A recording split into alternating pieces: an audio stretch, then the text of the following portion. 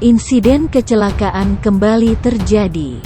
Kecelakaan ini terjadi di Pasar Kotayasa, Kec, Sumbang, Purwokerto.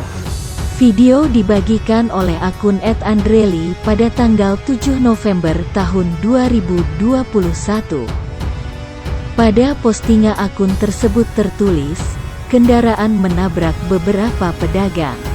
Korban langsung dilarikan ke RSDKT.